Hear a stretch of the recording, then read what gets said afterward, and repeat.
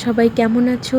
কাল পয়লা বৈশাখ উপলক্ষে আজ আমি রাস্তায় বেরিয়েছিলাম কিছু ঠাকুরের জিনিস আর লাস্টে দেখতেই পাবে ফুল কেনার জন্য বেরিয়েছিলাম।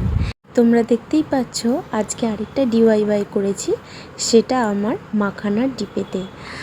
আজকে যে ডিআইওয়াইটা করছি সেটা সবাই একটু দেখেও বুঝতে পারবে। এটা একটা ফুলদানি, আমি একটা ফুলদানি বানাচ্ছি। ফার্স্টে আইসক্রিমের কাঠিটাকে ভালোভাবে গ্লুয়ের সাহায্যে চিপকে নিয়েছি ডিপের ওপর।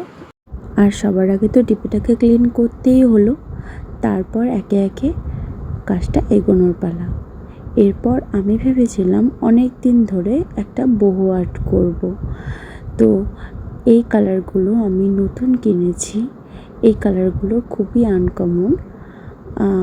এরপর আমি বহু আর্ট করা স্টার্ট করে দিয়েছি। সবাই দেখো কেমন লাগছে আমার এই ফুলদানিটা।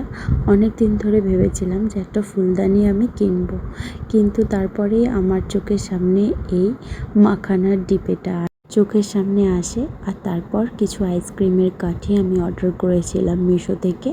ব্যাস ফুলদানি করা স্টার্ট করে দিলাম। ফার্স্টেই বলেছিলাম ফুল কেনার জন্য বেরিয়েছিলাম। তো দেখো এই সুন্দর ফুলটা আমার এই সুন্দর ফুলদানির মধ্যে কেমন লাগছে সবাই কিন্তু কমেন্ট করে জানিও। ভালো লাগুক খারাপ লাগুক সবাই কিন্তু আমাকে সেটা জানিও। আর জানো, আজ কাজ করতে করতে আমার স্কুল জীবনের কথা মনে পড়ে গেল।